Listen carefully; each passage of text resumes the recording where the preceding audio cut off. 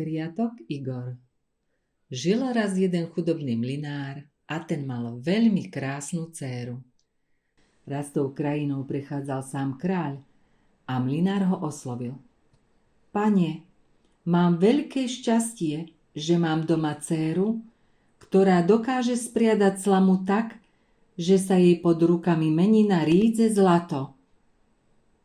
Pozrime sa, tá schopnosť sa mi veru páči, odvetil kráľ. Tvoju dcéru príjmem zajtra ráno na zámku. Druhý deň odviedol kráľ dievčinu do komnaty, ktorá bola naplnená slamou. Ukázal jej kolovrátok a praslicu a prikázal jej. Daj sa do práce, krásavica moja. Ak do zajtra neupradieš z tejto slamy zlato, zomrieš. Komnata bola zamknutá a nešťastná dievčina začala usedavo nariekať. Vzlikala, zmorená žiaľom. V tom sa otvorili dvere a objavil sa malý, poskakujúci mužíček so zlomyselným výrazom v tvári. Prečo plačeš, krásne dieťa? Opýtal sa jej. Ach, ja úbohá, odvetila. Musím upriasť zo slamy zlato a neviem si s tým rady. Čo mi dáš, ak ti z tej hromady slamy upradím zlato? Dám ti svoj náhrdelník, povedala dievčina. Malý mužíček sa ihneď pustil do práce. Priadol a priadol až do rána. Zakrátko bola miestnosť plná pradieň, na ktorých bola navinutá zlatá niť. Druhý deň zavčas rána prišiel kráľ, bol veľmi prekvapený a zároveň spokojný pri pohľade na toľké zlato.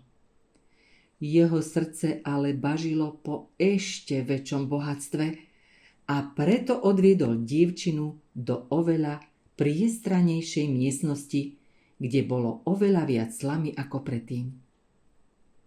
A ako aj predošlý deň, dostala rovnaké príkazy. Dievčina sa znova srdcervúco rozplakala.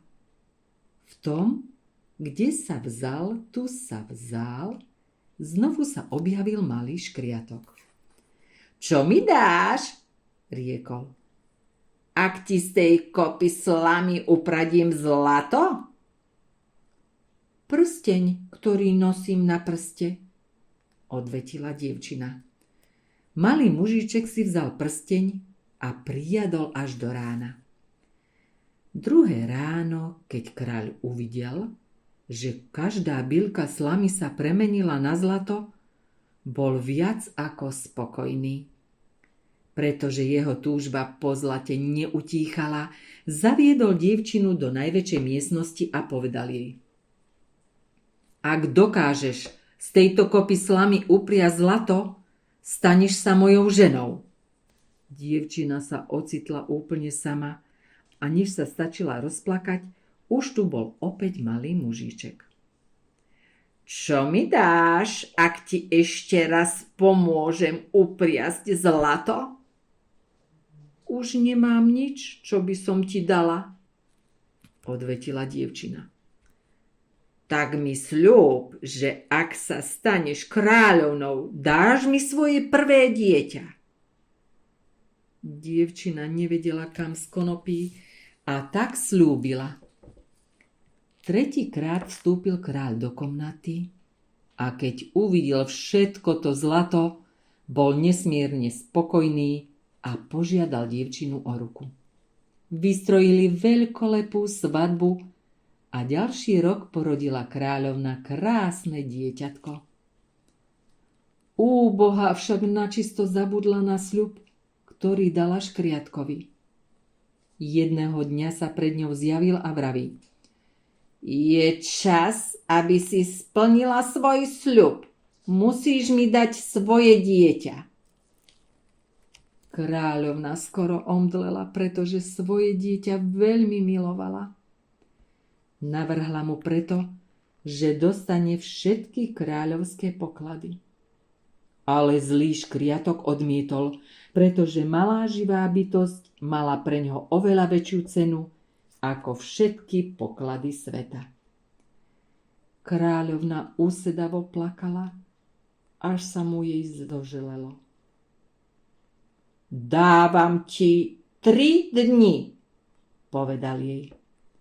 Ak uhádneš, ako sa volám, môžeš si nechať svoje dieťa. Kráľovna urobila zoznam všetkých mien, ktoré poznala, a vyslala posla, aby precestoval celé kráľovstvo a zistil všetky ostatné mená, ktoré nepoznala.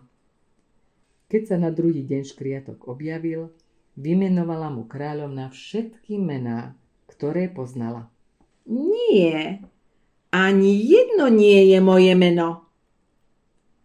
Druhý deň mu kráľovna vymenovala všetky podivné a smiešné mená, ktoré sa málo vyskytujú.